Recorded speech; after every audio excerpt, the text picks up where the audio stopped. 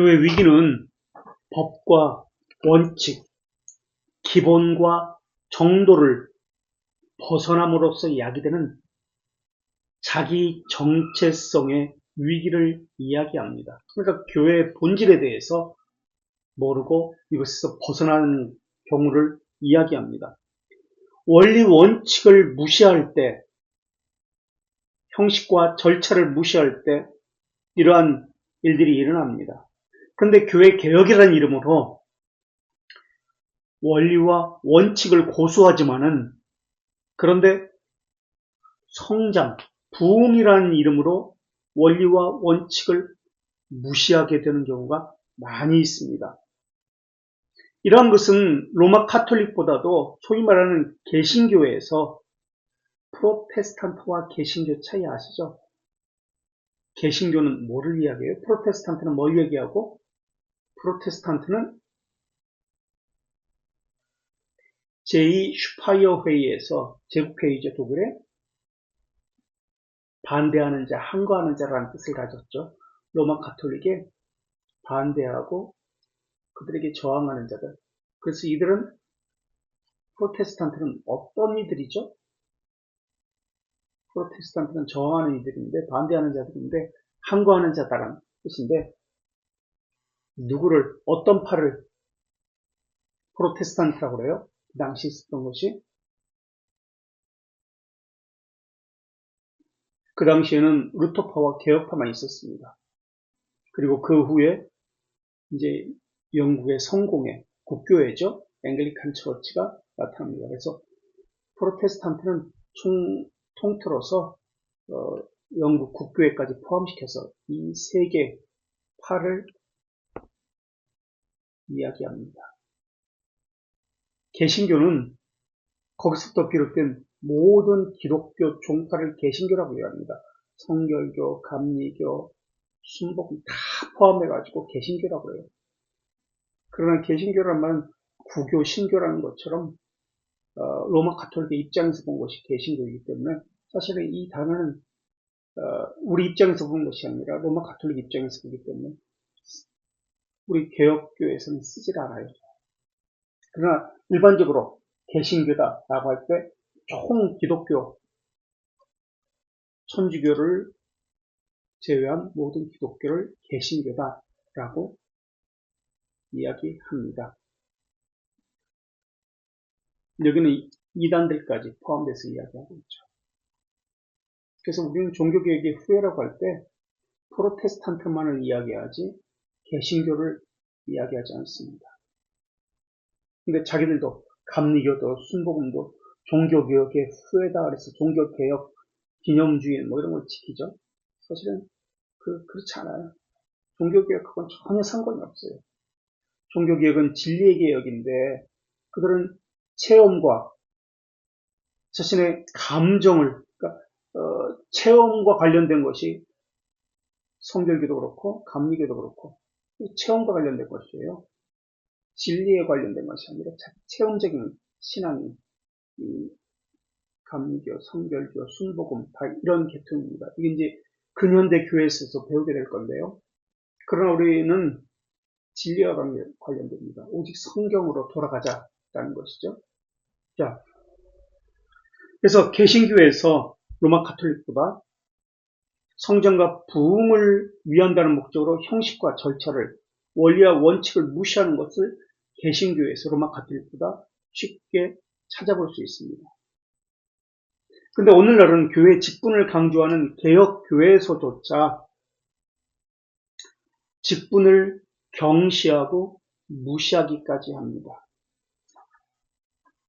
우리 기독교 강요 최종판 5판까지 있는데 5판 맨 마지막 판을 최종판이라고 합니다. 1559년 판인데 이 최종판은 4권으로 되어 있습니다.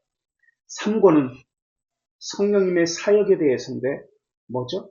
3권과 사역은 둘 다 성령님의 사역에 대해서입니다.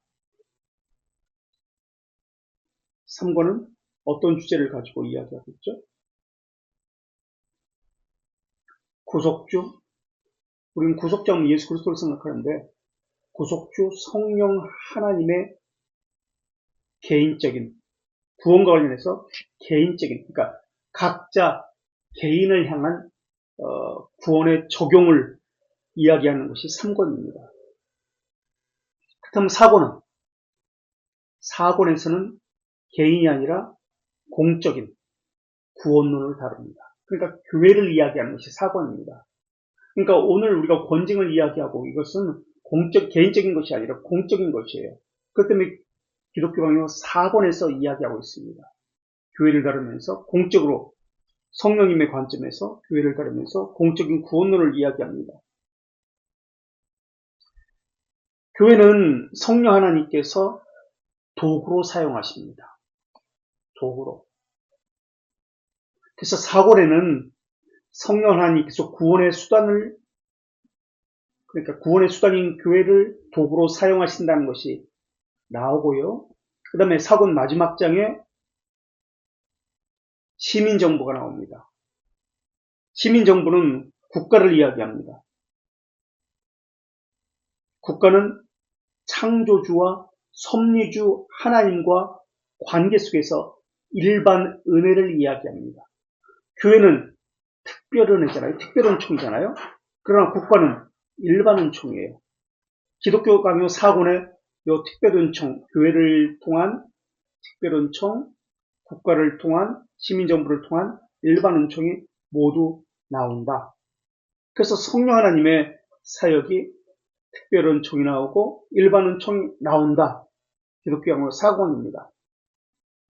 자, 성경을 보면은, 특별히 구약에 보면은, 신약에서는 이것이 하나로 합쳐져 가지고 사랑이라는 개념으로 나옵니다. 사랑이 하나님으로 나오는데요. 구약의 하나님은 어떤 하나님으로 우리에게 제시됐죠? 혹시? 사랑이 하나님이 아니라 구약에서는 자비하신 하나님, 인자하신 하나님. 그런데 자비하신 하나님 앞에 무엇이 함께 있습니다. 어떤 형용사가 있을까요? 인자하신 하나님 말고, 인자 말고 그 앞에 어떤 단어가 늘 함께 다닙니다. 인자하심 앞에. 예를 들어서 시편 23편 맨 마지막 절 6절에, 시편 136편 1절에, 2절에 하나님의 신과 인자하심이 정녕 나를 따르리니, 인자하심이 정녕 나를 따르니 그 앞에 뭐죠? 하나님의 뭐와 인자하심이. 형용사. 공유는 명사잖아. 아니고 하나님의 내 평생의 은과 인자하심. 정녕 나를 따르리니. 시편 136편에 내 평생에 여호와께 감사하라 그는 하시며 그 인자하심이 영원함이로다. 그렇게 나옵니다. 선하시며 인자하심이 정녕 나를 따르리니. 선하시며 인자하심이 영원하리로다. 반복돼서 나옵니다. 왜 이럴까? 왜 구약에서는 이것이 반복돼서 나올까? 이것이 말하고자 하는 것이 있습니다. 하나님의 속성을 이야기합니다만 선하심과 항상 선하심이 먼저 나와요. 그 다음에 인자하심이 그 다음에 나옵니다. 그런데 이것이 점점 가다가 선하심은 빠져버리고 인자만 나옵니다. 인자하심. 이것이 신약에서는 사랑이라는 단어로 바꿔서 나옵니다. 자비하심, 인자하심은 사랑으로 나옵니다. 같은 말이에요. 그렇다면 왜 성경에서는 인자하심과 그 앞에 선하심이 늘 같이 나올까? 이것이 말하고자 하는 의도가 있습니다. 선하심이 처음으로 드러나는 것은 어떤 사건이죠? 창조. 왜? 창조 시에 하나님의 선하심이 드러났습니다. 왜? 왜 하나님의 선하심이 드러났습니까?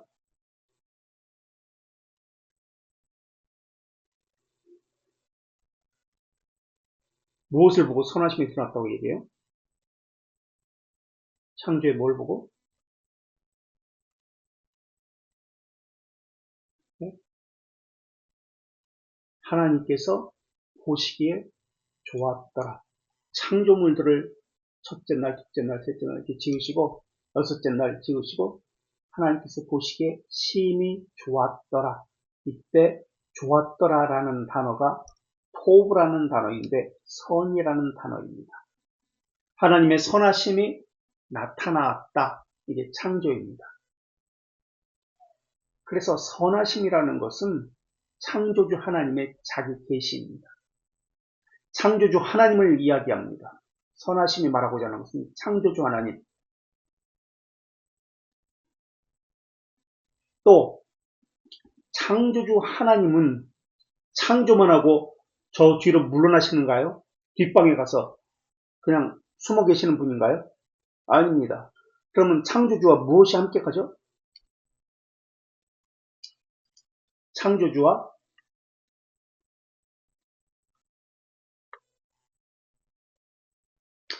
대규리문답 13문 한번 찾아보세요. 대규리문답 13문 220쪽에 있습니다.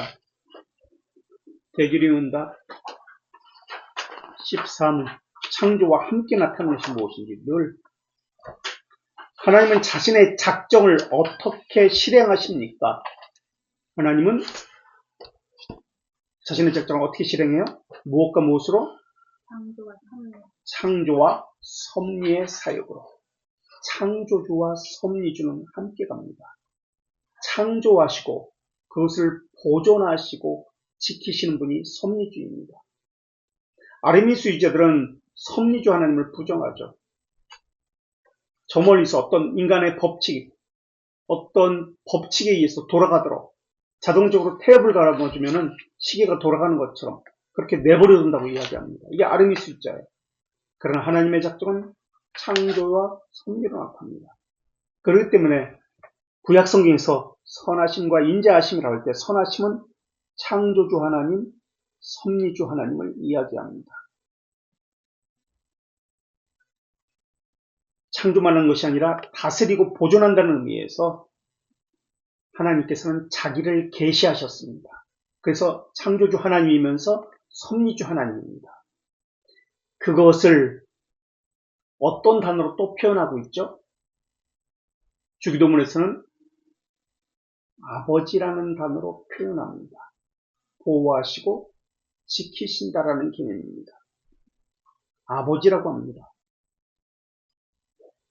그래서 하나님은 선하시다고 할 때 창조주 하나님, 섭리주 하나님, 또 처음에 창세기 1장에 보면 어떤 하나님으로 천지를 창조하셨다. 그분이 어떤 하나님이라고 나오죠? 하나님이 천지를 창조하셨다고 할 때 여호와께서 천지를 창조하셨습니까? 하나님께서, 물론 그 나누는 것이 좀 우습지만 어쨌든 창세기 1장 1절에 보면 1장 1절, 2절 뭐라 나와요? 천지를 창조했을 때 누가 천지를 창조했다고 어떤 호칭이 나와요? 어떤 단어가 나와요? 여호와가 아니라 하나님입니다. 엘로힘입니다. 엘로힘. 전능하신 하나님. 전능의 하나님이에요. 선하신 하나님은 창조주여 섭리주여 엘로힘 하나님이십니다. 전능하신 하나님. 이것이 선지서에 가면은 이사야, 예레미야, 특히 말라기에 가면은 학기도 그렇습니다만 학계도 그런데 어떤 단어로 표현되냐면 이것이 우리가 알고 있습니다. 혹시 어떤 단어로 표현되는지 아세요? 이건 섭리주라는 뜻이에요. 이 단어를 보면은 섭리주입니다. 그래서 우리가 학계하고 말라기를 우리가 설교를 통해서 나눴는데 그때 너무 강조했습니다. 반복적으로 이 단어가 나와요. 이 호칭이. 어떤 호칭일까요? 우리가 알고 있는 단어인데 만군의 여호와. 만군의 여호와라는 단어입니다. 만군의 여호와라는 단어가 섭리주라는 뜻이에요. 다스리고 통치하시고 보호하시고 만군의 여호와. 자, 선하신 하나님, 창조주 하나님, 섭리주 하나님, 엘로힘, 그리고 만군의 여호와, 그리고 아버지, 다 같은 개념입니다. 이것이 선하신 하나님이라는 단어로 함께 포함해서 표현되고 있습니다. 그 다음에 나오는 형용사가 선하시고 인자하심입니다. 인자하신 하나님, 자비하신 하나님입니다. 자비하신 하나님이 말하고자 하는 것은 무슨 하나님일까요? 기독교 학력 1권은 처음 시작이 어떻게 되죠? 어떤 지식으로 이야기되죠? 네? 그 하나님은 어떤 하나님이에요? 기독교 학력 1권에서 처음 시작이 두 지식이에요? 이중 지식이에요? 두 지식이에요? 이중 지식이에요? 이중 지식은 뭐고 두 지식은 뭐예요? 하나님을 이야기할 때 하나님에 대한 지식이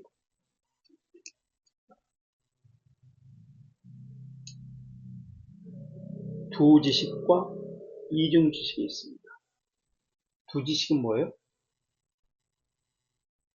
두 지식은 하나님을 아는 지식과 하나님에 대한 지식과 인간에 대한 지식입니다. 하나님과 인간에 대한 지식. 이것을 두 지식이라고 이야기합니다. 그리고 이중 지식은 지금 이야기하고 있는 창조주 하나님과 또는 섭리주 하나님과 구속주 하나님에 대한 지식입니다. 그래서 기독교는 이렇게 시작해요. 두 지식과 이중 지식으로부터 기독교는 1권이 시작됩니다. 이거는 칼빈이 만들어낸 것이 아니라 성경에서 그대로 가져온 거예요. 어떤 단어를 통해서? 선하시고 인자하심이라는 단어를 통해서. 그럼 인자하심이 말하고자 하는 것은 무엇이에요? 무슨 하나님? 구속주 하나님이에요. 그래서 선하신 하나님과 자비하신 또는 인자하신 하나님이 나옵니다. 그러다가 나중에는 선지서로 가면 구속주 하나님이 나옵니다. 신약에 가면 자비하신 하나님이 사랑의 하나님으로 표현됩니다. 왜냐하면 예수 그리스도께서 오심으로써 창조주 하나님을 형상으로서 예수 그리스도를 통해서 하나님을 만날 수 있게 되기 때문에 하나로 합쳐지는 거예요. 구속주 하나님 하나로. 언약의 성취이기 때문에. 그래서 인자하심이 말하는 것은 또는 자비하심이 말하는 것은 또는 사랑의 하나님이 말하는 것은 구속주 하나님입니다. 그래서 선하심과 인자하심이 영원함이로다. 시편 23편 6절이나 뭐 시편 136편 1절 2절 뭐 등등 수많은 곳에 나오는데 선하심과 인자하심이 영원함이로다 라고 할 때 영원이라는 개념은 신성을 이야기합니다. 시간의 개념이 아니에요. 영원이라는 개념이에요. 그렇다면 이것은 선하신 하나님, 창조주 하나님과 구속주 하나님은 영원하신 하나님입니다. 라는 것을 말하고 있는 겁니다.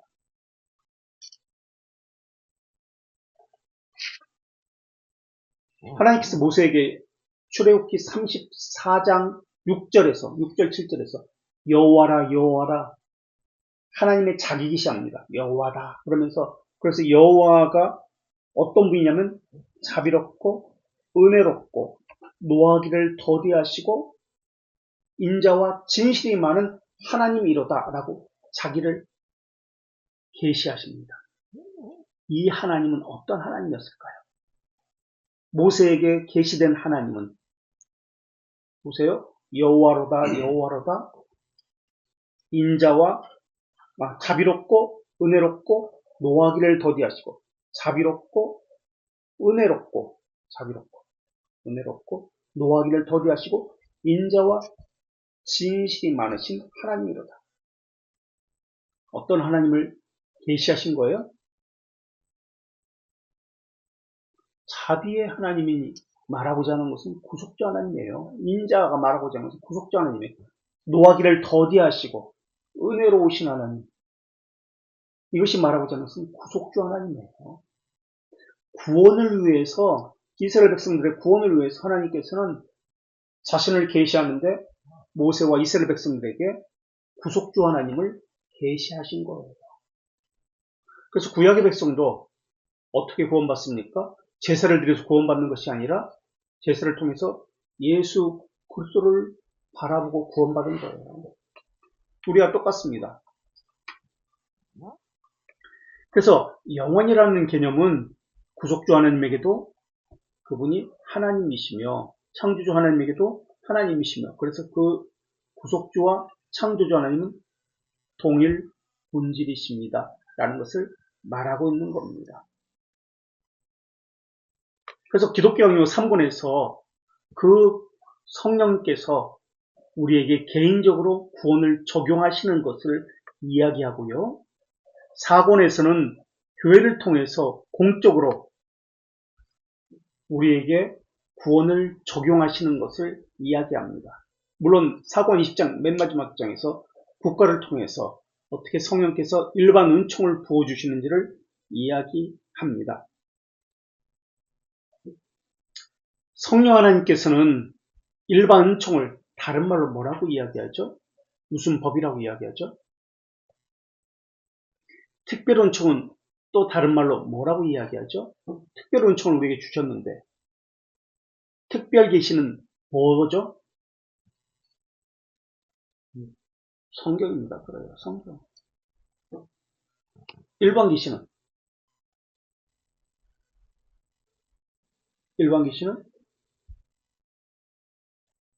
특별 은총은 성경입니다. 구약에서는 이것을 절기와 율법과 의식과 꿈과 예언과 이렇게 표현되었습니다. 그러나 신약에서는 이것은 성경이다라고 표현되어 있습니다. 특별 은총. 그렇다면 일반 은총은 무슨 법이라고 얘기해요?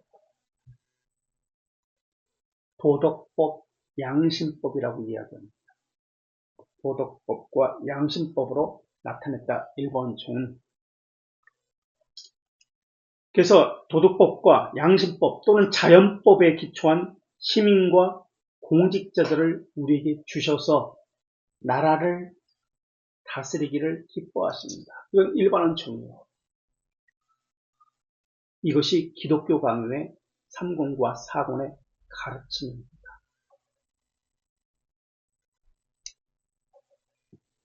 이것이 전제가 되어서 칼빈의 교회론이 펼쳐져 갑니다.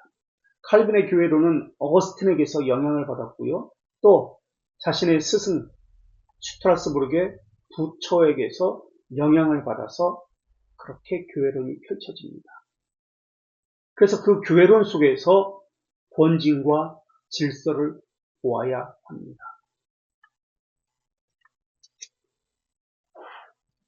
그래서 칼빈은 신학 전체를 성경의 기초에서 늘 펼쳐갑니다. 칼빈은 기독교 강요에서 로마 카톨릭과 논쟁, 그리고 제세례파와 논쟁을 통해서 자신의 사상을, 그러니까 성경에 기초한 자신의 사상을 펼쳐갑니다. 로마 카톨릭과 논쟁에서는 로마 카톨릭의 어떤 점이 잘못되었죠?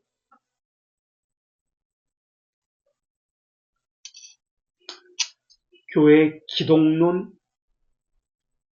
성령론, 종말론의 측면에서 로마 카톨릭과 논쟁을 했던 것이 칼빈입니다. 기독론이라는 것은 예수 그리스도가 어떤 분인지에 대한 것이죠. 성령론은 성령께서는 무엇을 수단으로 어떻게 우리를 구원으로 이끌어 가시는지를 이야기하는 것이 성령론입니다. 그리고 종말론은 앞으로 우리는 어떻게 될 것인가, 구원받은 자와 이중 예정을 이야기합니다. 유기된 자가 있다는 것을 이야기합니다.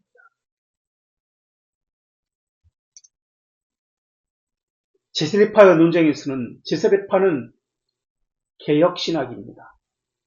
그런데 개혁신학인데 이들은 찌빙글리와 논쟁에서 우리가 이미 기억날지 모르겠는데 배웠습니다만은 무엇을 부정하죠? 제세례파가 부정하는 것은 형식, 제도를 부정합니다. 교회의 거룩성과 순수성을 강조합니다. 그러나 제도, 형식, 질서를 부정합니다. 직분을 부정합니다. 그러니까.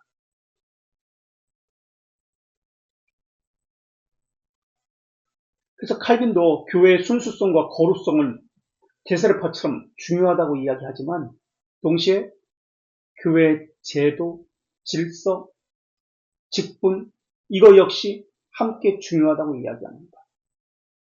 근데 데스레파는 하나는 취했지만 하나는 버렸습니다. 극단위로 취하고 있는 것이죠. 로마 카톨릭도 마찬가지입니다. 그런데 이 땅의 교회는 알곡과 가라지가 함께 있습니다.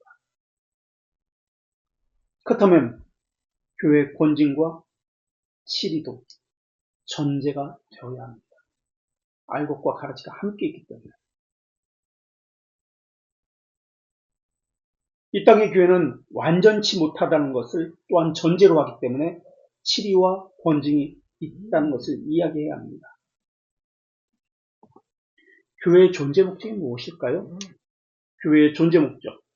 아까 처음에 시작할 때 교회의 자기 정체성이 없기 때문에 교회가 타락하고 후퇴하고 교회가 혼란 가운데 빠진다고 했습니다.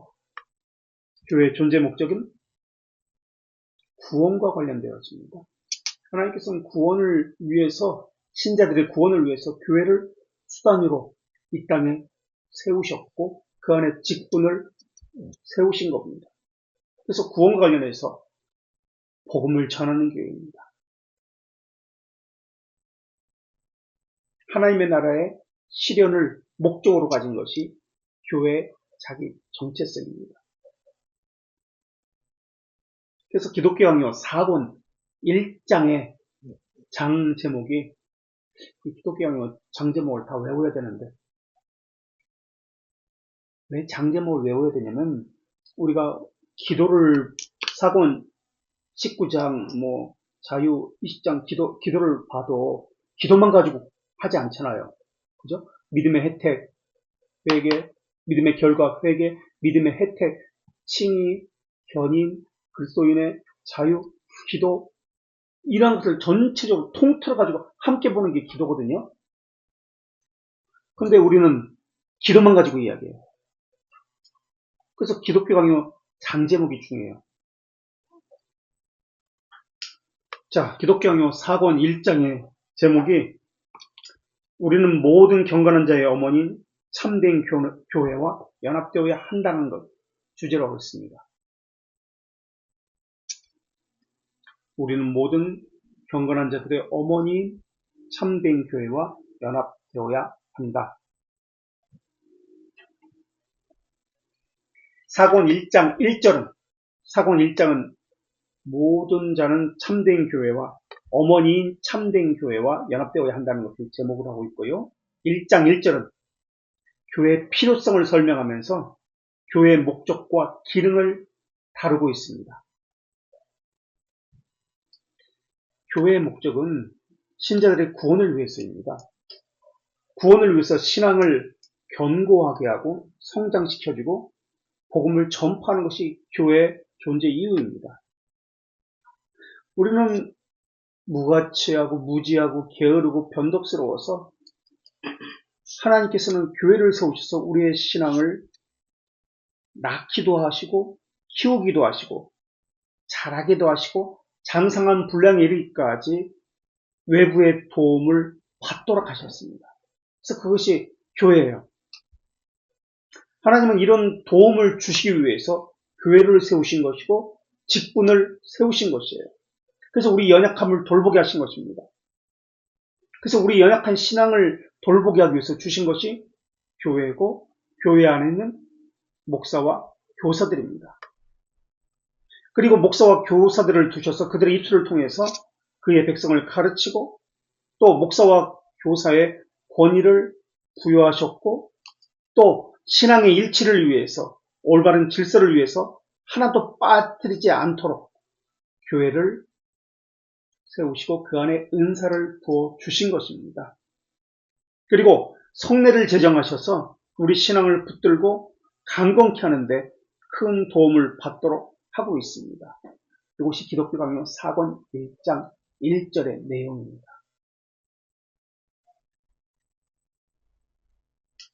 그래서 그 교회에서 내 신앙이 성장하고 있다면, 그 교회 목사를 통해서 내 신앙이 견고해지고 있다면 그 교회에서 순종해야 합니다.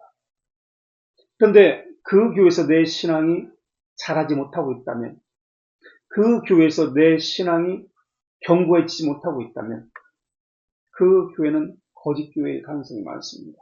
그 목사는 거짓 목사일 가능성이 많습니다. 그런 경우에는 참된 교회를 찾아서 빨리 떠나야 합니다. 거짓 신자는 거짓 목사와 정서상 어울립니다. 참된 신자는 참된 교회와 또 참된 목사와 정서상 어울립니다. 이게 성령께서 하시는 거예요. 그래서 정서상 일치하기 때문에 자기 성향에 따라서 거짓 교회에 참된 신자가 있을 수 없습니다. 참된 교회에 거짓된 신자가 있을 수 없습니다. 어긋나게 되어 있습니다. 그래서 참된 신자는 참된 교회를 찾아가게 되어 있습니다. 이게 벨지카 28, 29장 내용입니다. 사실 제 고민이 뭐냐면 우리가 가르치는데 1부터 10까지 있잖아요. 1부터 10까지 있는데 이것을 배웠던 1부터 시작해요. 1부터 시작하는데 이것을 배웠던 교인들이 나가버려요. 1부터 2, 3까지 배웠는데 그 다음 4도 나가고 계속 나가야 되는데 10을 목표로 하고 있는데 그럼 새로운 교인이 오면 다시 처음부터 1부터 다시 시작해야 돼요. 계획되는 게 반복이에요. 고통스러워요. 매번 똑같은 거 하고 똑같은 거. 지금 진도를 나가야 되는 10까지 나가야 되는데 일을 하다가 2까지 이제 가려고 그러면 교인 나가버리고 우리 교회만 그런 게 아니에요. 개혁교회는 다 그래요. 그럼 다시 처음부터 기초부터 예배를 왜 드려야 되는지 헌금을 왜 해야 되는지 이거부터 가르쳐요. 1부터 가르쳐요. 그러다가 어느 정도 또 2까지 가면 또 교회 또 나가버리고 다시 하고 우리 교회 10번이라 그랬어요. 10번. 끝까지 좀 이렇게 나갔으면 좋겠는데 근현대 교회에서까지 나가고 기독교 사원까지 전체 다 공부하고 좀 신앙국수도 전체를 다 공부하고 그랬으면 좋겠는데 그렇지 못하고 있어요. 그렇다 보니까 내가 이게 뭔가 그런 회의가 될 때도 있어요. 어쨌든 하나님 주신 사람들이니까 최선을 다해서 이렇게 하고 있습니다만은 어쨌든 이 교회에 다니면서 자신의 신앙이 성장한다 그러면은 순종해야 합니다. 훈련에 잘 따라와야 돼요. 따라오기 싫으면은 이 교회를 다닐 이유가 없어요. 이 교회는 교회 정체성을 말씀드렸지만 신자들의 신앙의 성장과 견고함을 위해서 하나님께서 주신 도구예요.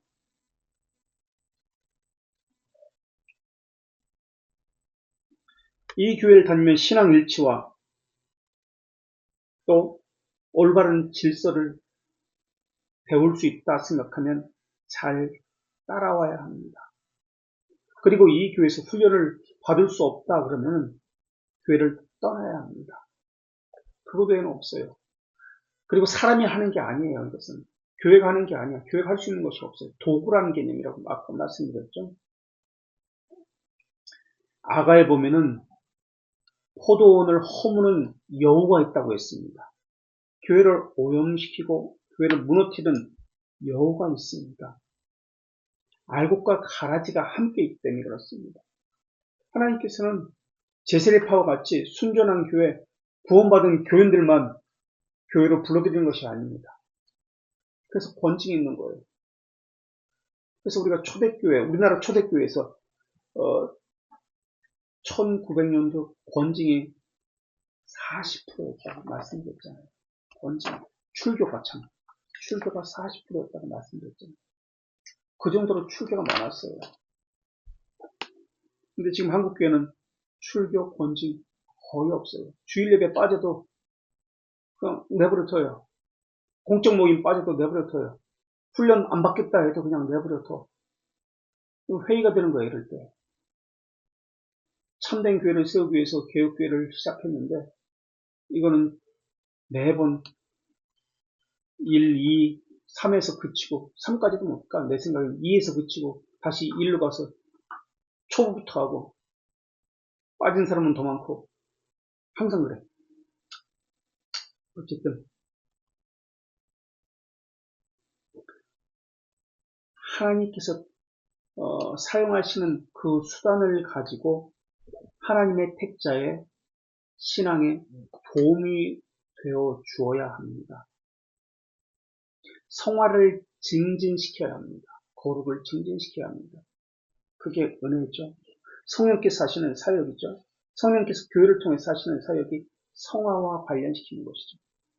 하나님이 거룩하니 너희도 거룩하라는 말씀을 따라서 거룩의 사역입니다.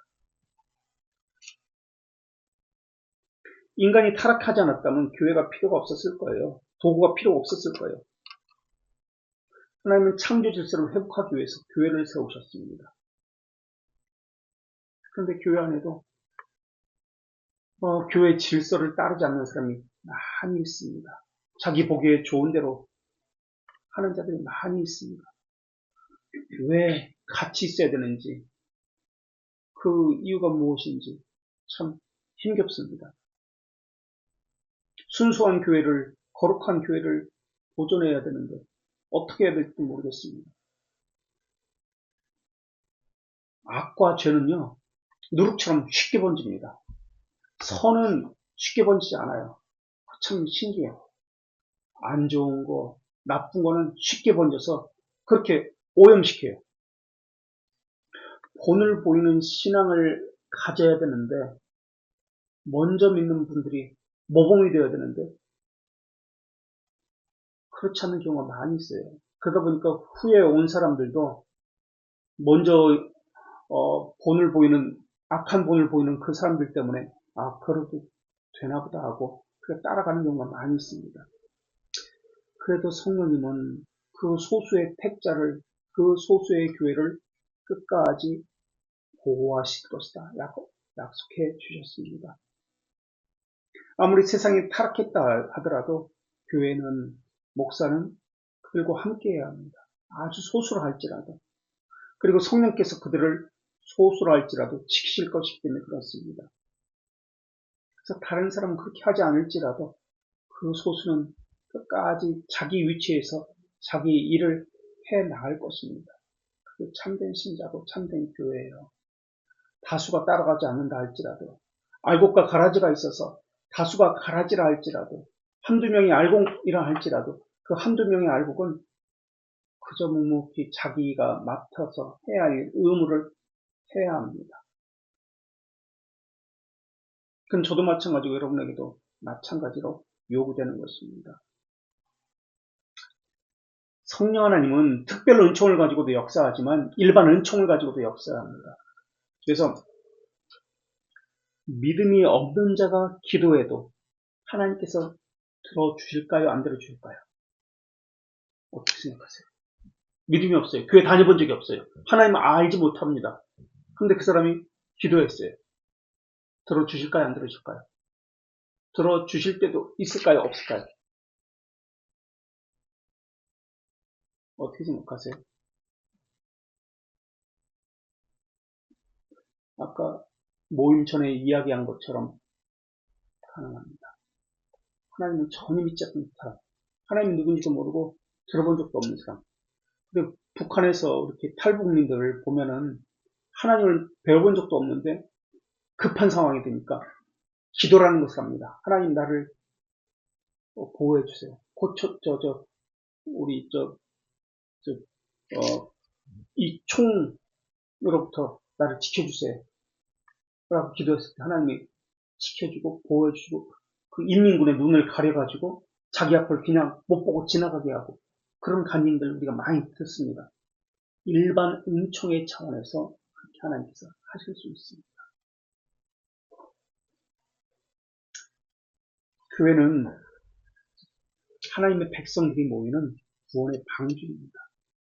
동시에 사회적 책임을 해야 하는 흩어지는 교회이기도 합니다. 교회는 무엇보다 성도들의 어머니로서 교회입니다. 생명을 낳는 곳이 교회입니다.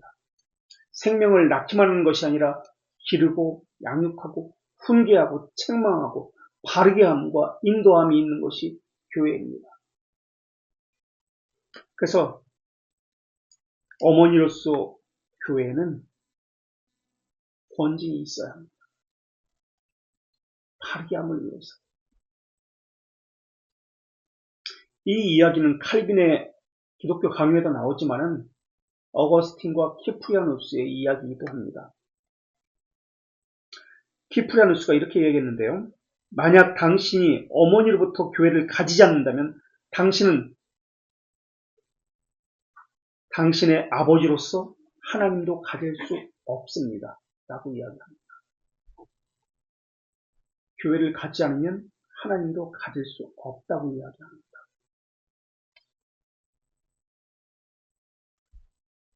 하나님이 짝지어준 것을 사람이 나눌 수 없느니라 라고 말씀하셨듯이 교회도 사람이 나눌 수 없습니다. 하나님께서 짝지어 주실 것입니다.